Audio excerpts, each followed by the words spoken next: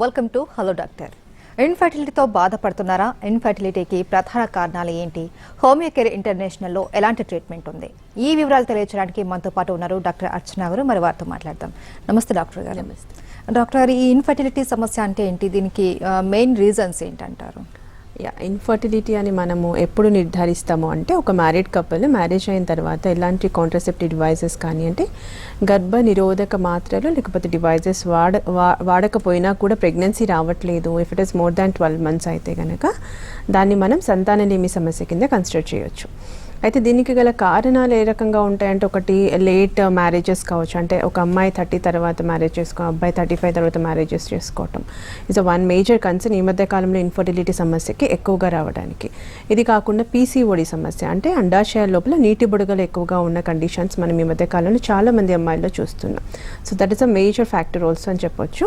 ఇది కాకుండా థైరాయిడ్ కావచ్చు, ఆడవాళ్ళలో తీసుకుంటే కనుక మనకి ఎండోమెట్రియోసిస్ కానీ, థిక్ అండ్ ఎండోమెట్రియం కానీ, ఎండోమెట్రియల్ హైపర్ప్లేషియా కానీ, హైపోప్లేషియా కావచ్చు, లేకపోతే ట్యూబ్స్ బ్లాక్ ఉండడం వల్ల కావచ్చు, లేకపోతే హెరిడిటరీ అంటే మనకి ఫ్యామిలీలో కూడా లేట్గా సంతానం అవుతున్నా కూడా, లేదు any kind of hormonal imbalances like AMH తక్కువగా ఉండటం కావచ్చు, లేకపోతే ప్రొలాక్టిన్ హైగా ఉండటం కావచ్చు, హైపర్ ప్రొలాక్టీమియా కండిషన్స్ కానీ, ఇలాంటి వాటిలో మనకి ఎక్కువగా ఆడవాళ్ళలో సంతానలేమి సమస్యలు గమనిస్తూ ఉంటాం.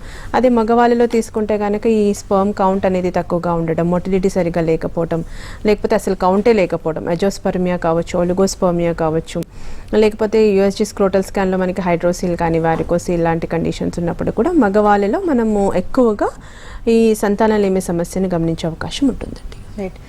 పీసీఓడితో పాటు ఈ మధ్య కాలంలో తరచుగా ఏఎంహెచ్ అన్నది కూడా వినిపిస్తుంది. ఈ ఏఎంహెచ్ అంటే ఏంటండి?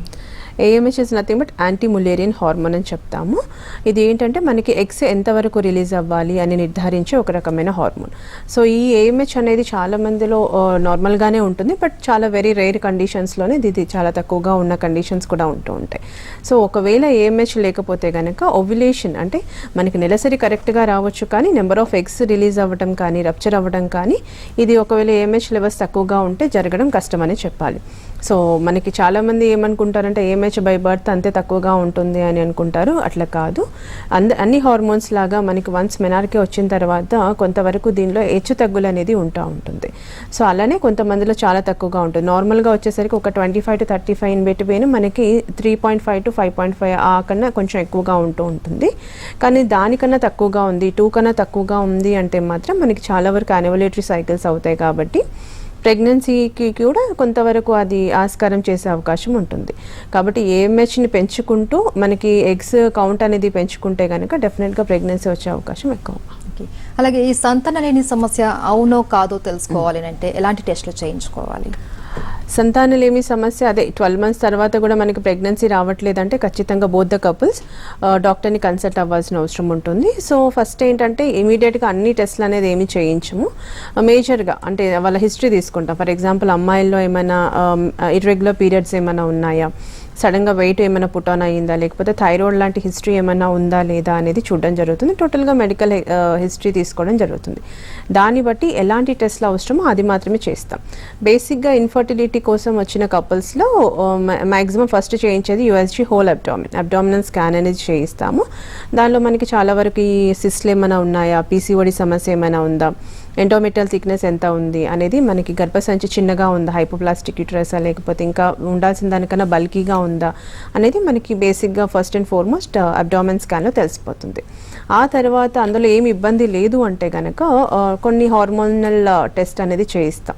ఫర్ ఎగ్జాంపుల్ తీసుకుంటే ఈ ప్రొలాక్టిన్ కావచ్చు, ఎఫ్ఎస్హెచ్ కానీ, ల్యూటినైజింగ్ హార్మోన్ కానీ, ఏఎంహెచ్ కావచ్చు, ఈస్ట్రాయిడల్ కావచ్చు, థైరాయిడ్ ప్రొఫైల్ చేయించడము. బేసిక్గా కొంతమందికి ఏమీ ప్రాబ్లం ఉండదు, ఫోలిక్ యాసిడ్ డెఫిషియన్సీ వల్ల కూడా ప్రెగ్నెన్సీ అనేది రాకుండా ఉంటుంది. సో దానికోసం సిబిపి కానీ, serum ferritin, iron binding capacity అనేది చేయించడం జరుగుతుంది.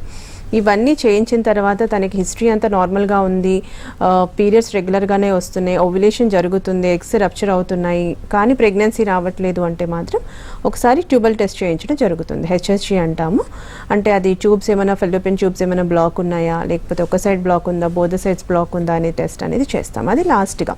ఇవన్నీ చేసిన తర్వాత కూడా ప్రెగ్నెన్సీ రావట్లేదంటే will go for that HSG.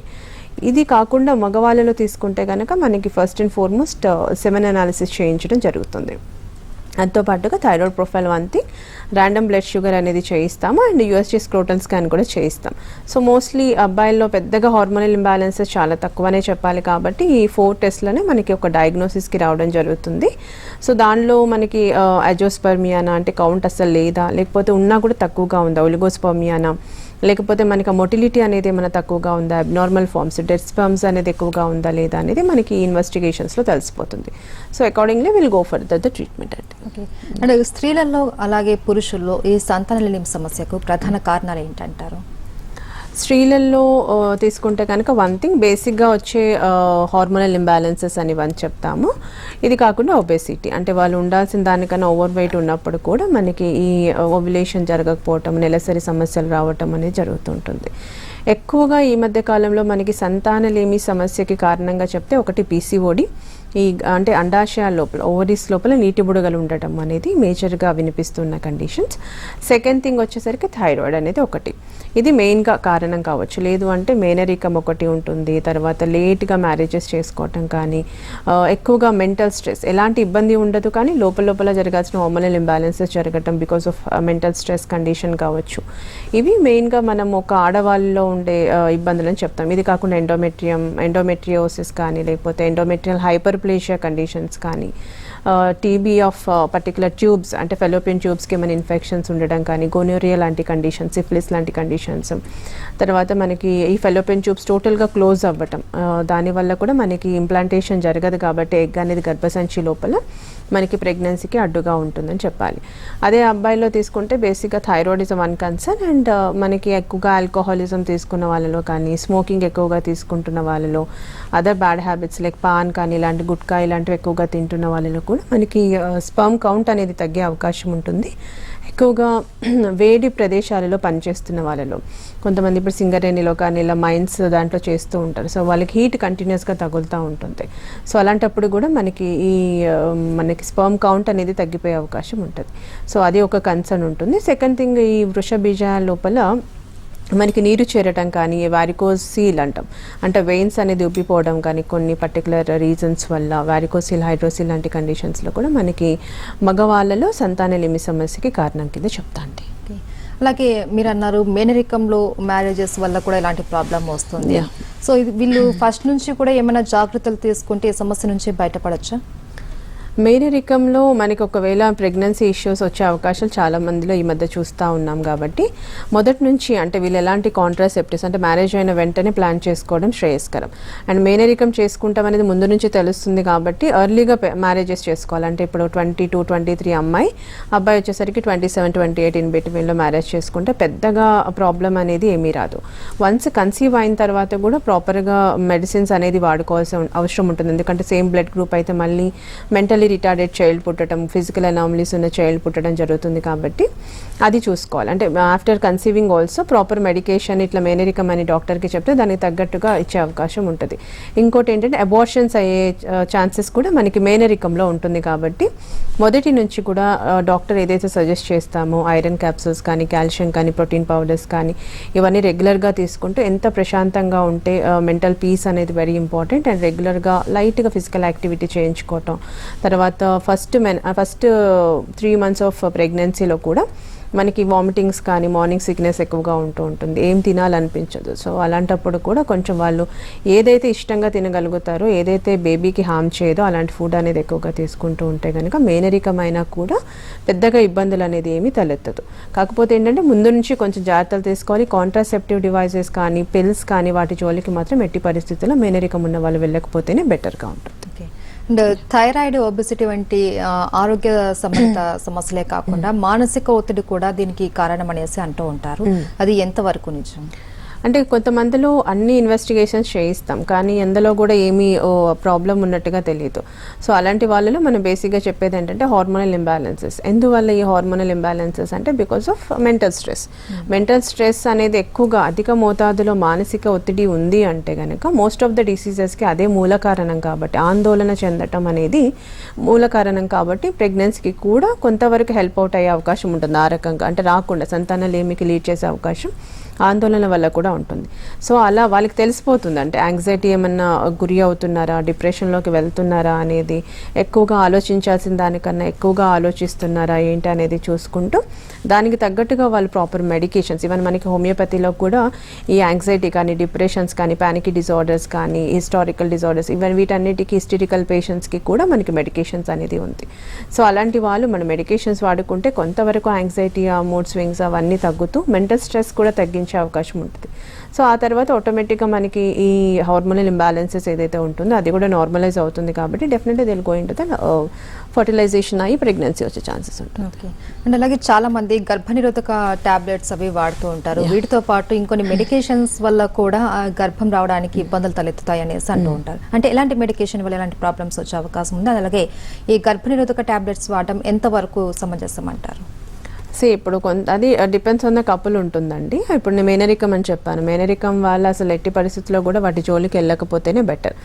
ఇప్పుడు మ్యారేజ్ అయ్యింది, ఎర్లీ స్టేజెస్లోనే మ్యారేజ్ అయింది, ఇప్పుడు 20sలోనే మ్యారేజ్ అయింది అంటే కనుక దే కెన్ గివ్ లైక్ ఒక 6 months to 1 year గర్భనిరోధక మాత్రలు వాడితే పెద్దగా ఇబ్బంది ఏమీ ఉండదు. కానీ కొన్ని డివైసెస్ లైక్ కాపర్ టీ కానీ, లూప్స్ కానీ ఇలాంటి వాటి వల్ల మనకి కొన్నిసార్లు అంటే మెన్సెస్ కూడా చాలా ఇర్రెగ్యులర్గా ఉండటం అనేది, తర్వాత విపరీతమైన బ్యాక్ పెయిన్ ఉండటం కానీ, ల్యూకోరియా అంటే వైట్ డిశ్చార్జ్ ఎక్కువ రావటం, వెజనైటిస్ అంటే వెజనల్ ఇన్ఫెక్షన్స్ రావటం కానీ, యూరినరీ ఇన్ఫెక్షన్స్ రావటం కానీ ఎక్కువ మందిలో ఈ డివైజెస్ వాడుతున్న వాళ్ళలో చూస్తూ ఉంటాం. అలానే పీరియడ్స్ కూడా అంటే ఇలా 20 daysకే వచ్చేయటం, మళ్ళీ 5 days గ్యాప్లో మళ్ళీ ఫ్లో అనేది కంటిన్యూగా స్కాంటీగా ఉండటం, కొంతమందిలో మెనరేషియా అంటే హెవీగా బ్లీడింగ్ అవ్వడం కూడా మనం ఈ కాంట్రాసెప్టివ్ డివైజెస్ వాడుతున్న వాళ్ళలో గమనిస్తూ ఉంటాం. కాబట్టి ఎర్లీగా మ్యారేజెస్ అవుతున్న వాళ్ళలో గర్భనిరోధక డివైజెస్ కన్నా టాబ్లెట్స్ వాడడం కొంతవరకు శ్రేయస్కరం అని చూసుకోవాలి. కాకపోతే ఏంటంటే రెగ్యులర్గా వాడితే మాత్రం అది మళ్ళీ ఇన్ఫర్టిలిటీకి దారితీసే అవకాశం ఉంటుంది. సో దానికంటే ఇప్పుడు అదర్ గర్భనిరోధక ఇవి కూడా వచ్చాయి కాబట్టి అవి వాడుకొని ఓవ్యులేషన్ పీరియడ్ అని చెప్తాం. అంటే మనకి పీరియడ్ వచ్చిన తర్వాత 11 to 18 days ఏదైతే ఉంటుందో ఆ బిఫోర్ అండ్ ఆఫ్టర్ కనుక ఉంటే పెద్దగా దాని సేఫ్ పీరియడ్ అంట, ప్రెగ్నెన్సీ వచ్చే అవకాశం తక్కువగా ఉంటుంది. సో ఆ ఓవ్యులేషన్ పీరియడ్ కాకుండా మిగతా టైమ్స్ చూసుకొని డివైజెస్ కానీ, ఓరల్ కాంట్రాసెప్టివ్ పిల్స్ కానీ వాడకపోతేనే శ్రేయస్కరం అని చెప్పాలి. ఈవెన్ అది 20sలో ఉన్న 30sలో ఉన్న 30sలో ఉంటే మాత్రం ఎట్టి పరిస్థితుల్లో వాడద్దు, మేనరికం ఉన్న వాళ్ళు వాడకూడదు. బట్ బిఫోర్ 20sలో మ్యారేజ్ అవుతుంది, ఎర్లీగా మ్యారేజ్ అయింది, అదర్ పెథలాజికల్ కండిషన్స్ ఏమీ లేవు, ఈ థైరాయిడ్ కానీ లేకపోతే హార్మోనల్ ఇంబ్యాలెన్సెస్ లేవు, మెనార్కే నుంచి పీరియడ్స్ రెగ్యులర్గా వస్తున్నాయి అమ్మాయికి, అబ్బాయి టోటల్గా హెల్దీగా ఉన్నాడు, స్పర్మ్ కౌంట్ అంతా నార్మలైజ్గా ఉంది అంటే మాత్రం they can wait for the 6 to 1 year అని చెప్పొచ్చండి విత్ డివైసెస్. ఓకే. అలాగే గర్భసంచిలో ఎలాంటి ఆరోగ్య సమస్యలు ఉంటే సంతానలేమికి సమస్యలు ఎదురవుతాయంటారు? గర్భసంచిలో తీసుకుంటే కనుక మనకి థిక్ అండ్ ఎండోమెట్రియం అంటే ఎండోమెట్రియల్ హైపర్ప్లేషియా అంటాం. నార్మల్గా ఒక ఎండోమెట్రియం థిక్నెస్ అనేది మనకి 6 to 8 mm వరకు ఉంటుంది. అది ఓవ్యులేషన్ పీరియడ్లో పెరుగుతూ ఉంటుంది, అది 13 to 14, 15 mm వరకు కూడా వెళ్తుంది. కానీ కొన్ని కండిషన్స్లో అది ఓవ్యులేషన్ జరగకుండా కూడా 17 mm, 20 mm వరకు థిక్నెస్ ఉంటుంది ఆ యూటరైన్ లైనింగ్ అనేది. సో అది ఎంతవరకు ఎక్కువగా ఉంటే అంత పీరియడ్స్ ఇర్రెగ్యులర్గా రావటం, కంటిన్యూస్గా ప్రొలాంగ్డ్ అండ్ ప్రొఫ్యూజ్ బ్లీడింగ్ అవ్వడం అనేది చూస్తాం. So endometrial hyperplasia is one concern. తర్వాత మనకి హైపోప్లాస్టిక్ యూటరస్ అంటాం, అంటే గర్భసంచి అనేది చాలా చిన్నదిగా ఉండటం.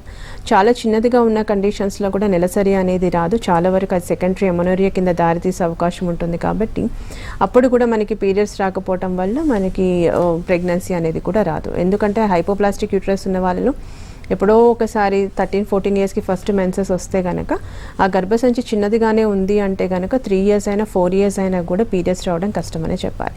సో అలాంటప్పుడు కూడా మనకి ప్రెగ్నెన్సీ అనేది ఆబ్వియస్గా రాదు. సో అది ఒక కారణం అని చెప్పాలి. లేకపోతే ఈ గర్భసంచి లోపల వచ్చి సింపుల్ సిస్ట్ కానీ, కాంప్లెక్స్ సిస్ట్ కానీ, లైక్ ఎండోమెట్రియల్ సిస్ట్ అని, చాక్లెట్ సిస్ట్ అని డిఫరెంట్ కైండ్ ఆఫ్ సిస్ట్లు ఉంటాయి. సో అది కూడా నెబోథియన్ సిస్ట్ అని ఇలాంటి డిఫరెంట్ కైండ్స్ ఆఫ్ సిస్ట్లు కూడా గర్భసంచిలో ఉండే ప్రాబ్లమ్స్ వల్ల మనకి ఇన్ఫర్టిలిటీకి దారితీస్తుంది. ఇది కాకుండా పుండ్లు, ఈ ఫైబ్రాయిడ్స్ కావచ్చు, లేకపోతే నార్మల్గా వచ్చే ఈ అంటే ఈ ఫెలోపియన్ ట్యూబులర్ ఇన్ఫెక్షన్స్ కానీ, యూట్రైన్ ఇన్ఫెక్షన్స్ కానీ దానిలో కూడా మనకి సంతానలేమికి దారితీసే అవకాశం ఉంటుంది. కాబట్టి చూసుకోవాలి బేసిక్గా, అంటే వాళ్ళ ఏజ్ ఫ్యాక్టర్ ఎంత, పీరియడ్స్ ఎలా ఉంటున్నాయి అమ్మాయిల్లో కనుక తీసుకుంటే, తర్వాత వాళ్ళకి ఏమైనా పెల్విక్ పెయిన్ ఏమైనా వస్తుందా డ్యూరింగ్ పీరియడ్స్, లేకపోతే బ్యాక్ పెయిన్ విపరీతంగా ఉంటుందా, ఫస్ట్ మెన్సెస్లో ఎలా ఉంది, ఆఫ్టర్ కంటిన్యూస్గా మెన్సెస్లో ఎలా ఉంటుందా అనేది వాళ్ళ బాడీలో చేంజెస్ కనుక తీసుకుంటే డెఫినెట్గా మనం సంతానలేమి సమస్యకి దూరంగా ఉండొచ్చు. ఈ గర్భసంచిలో ఉండే చిన్న చిన్న ఇష్యూస్ వల్ల కూడా వీటికి పెద్దగా ప్రాబ్లం చేయదు. అంటే చాలా మందికి పీసీఓడి సమస్య ఉంది అని తెలియగానే ఇంకా మాకు పిల్లలు పుట్టరు అని ఒక ఆందోళనకు గురవుతూ ఉంటారు. సో అలాంటి వారికి మన హోమియో కేర్ ఇంటర్నేషనల్ లో ఎలాంటి ట్రీట్మెంట్ ఉంది? ఆందోళన చెందాల్సిన అవసరం అయితే ఏమీ లేదు. విత్ మెడికేషన్స్ ఇప్పుడు పీసీఓడిలో కూడా కొంతమందికి మైల్డ్ అండ్ మోడరేట్ సివియర్గా ఉంటుంది. అంటే కొంతమందికి పీసీఓడి ఉన్నప్పటికీ వాళ్ళకి పీరియడ్స్ అనేది రెగ్యులర్గా వస్తుంది. అలాంటి వాళ్ళకి ఎలాంటి మెడికేషన్ అవసరం లేకుండానే రెగ్యులర్గా ఫిజికల్ యాక్టివిటీ చేయటము, స్ట్రెస్కి దూరంగా ఉండటము, నిద్ర అనేది సరిగా ఉండటం, బయట ఫుడ్ తగ్గించుకోవటము చేసుకుంటే సరిపోతుంది. But concern to the moderate and severe stages of పీసీఓడికి కూడా మనకి హోమియో కేర్ ఇంటర్నేషనల్ మెడిసిన్స్ ఇవ్వడం జరుగుతుంది. సో అలాంటి కేసెస్లో కూడా ప్రెగ్నెన్సీ సక్సెస్ అయినవి చాలా వరకే ఉన్నాయని చెప్పొచ్చు. ఎలా ఉంటుందంటే ఫస్ట్ వాళ్ళ యొక్క కేస్ హిస్టరీని బట్టి ఉంటుంది, మెడికల్ హిస్టరీ. అంటే పీరియడ్స్ ఎన్ని రోజులకు వస్తున్నాయి, అసలు ఫాలిక్యులర్ స్టడీ తీస్తుంటే ఎగ్స్ ఎంతవరకు రిలీజ్ అవుతున్నాయి, రప్చర్ దానికదే అవుతుందా లేకపోతే ఏదైనా మెడికేషన్స్ ఇవ్వడం వల్ల జరుగుతుందా అనే దాన్ని బట్టి కూడా డిపెండ్ అయి ఉంటుంది. సో టోటల్గా if it is on the moderate stage of PCOS or the severe stages of PCOS కానీ మనకి మెడిసిన్స్ ద్వారా ఖచ్చితంగా ప్రెగ్నెన్సీ వస్తుంది. కంపల్సరీగా పీసీఓడి ఉంటే ఇంకా 100% ఇన్ఫర్టిలిటీకి దారితీస్తుంది, ప్రెగ్నెన్సీ రాదు అనేది పెద్ద అపోహ అని చెప్పొచ్చు. కొంతమందిలో తరచూ అబార్షన్స్ అవుతూ ఉంటాయి. ఇలా అబార్షన్స్ అవడం వల్ల ఎలాంటి ప్రాబ్లమ్స్ వచ్చే అవకాశం ఉంది? రిపీటెడ్ అబార్షన్స్ అవ్వడం వల్ల మళ్ళీ అంటే వెంటనే కన్సీవ్ అవ్వడం వల్ల కూడా రిపీటెడ్ అబార్షన్స్ అవుతూ ఉంటాయి. సో అలా ఊరికనే అబార్షన్స్ అయినా కూడా మనకి ఓవేరియన్ రిజర్వ్ అనేది తగ్గిపోతూ ఉంటుంది. సో ఎక్కువగా ఇన్ఫెక్షన్స్, గర్భసంచి లోపల కూడా ఇన్ఫెక్షన్స్ వచ్చే అవకాశం ఉంటూ ఉంటుంది. కాబట్టి రికరెంట్గా అబార్షన్స్ అనేది వాళ్ళంతా వాళ్ళు చేయించుకోకూడదు. లేకపోతే అది అంటే అనుకోకుండా జరిగింది అంటే కూడా చాలా వరకు కేర్ఫుల్గానే ఉండి ప్రాపర్ కన్సల్టెంట్ని కలిసి దానికి తగ్గట్టుగా జాగ్రత్తలు, మెడికేషన్స్ వాడుకుంటే బెటర్. అయితే అబార్షన్ అవ్వడానికి గల కారణం ఏంటనేది కూడా వాళ్ళు గుర్తుంచుకోవాలి. అంటే కొంతమందిలో మేనరికం వల్ల కావచ్చు, లేకపోతే లేట్ మ్యారేజెస్ వల్ల కావచ్చు, లేకపోతే మెంటల్ షాక్ వల్ల కూడా అబార్షన్స్ అవుతూ ఉంటాయి, లేకపోతే బేబీ గ్రోత్ సరిగా లేకుండా, ఫీటల్ హార్ట్ బీట్ అనేది సరిగా లేకుండా కూడా అబార్షన్స్ అవుతూ ఉంటాయి. లేకపోతే మేనరికంలో కూడా అంటే ఫ్యామిలీలో హెరిడిటరీలో కూడా ఒకవేళ ఇట్లా రిపీటెడ్ అబార్షన్స్ ఉన్నాయంటే కూడా మనకి అబార్షన్స్ అయ్యే అవకాశం ఉంటుంది. టార్చ్ పాజిటివ్ అంటాం, దాని రుబెల్లో పాజిటివ్ ఏమైనా ఉన్నా కూడా అబార్షన్స్ అయ్యే అవకాశాలు ఉంటాయి. సో ఎందువల్ల వాళ్ళకి అబార్షన్ అవుతుంది, ఏ మంత్లో అబార్షన్ అవుతుంది అంటే సెకండ్ మంత్లో అవుతుందా, థర్డ్ మంత్లోనా, కొంతమందికి ఈవెన్ గర్భసంచి చాలా లూజ్గా ఉండటం వల్ల కూడా అబార్షన్స్ అవుతూ ఉంటాయి 4th and 5th month of ప్రెగ్నెన్సీలో.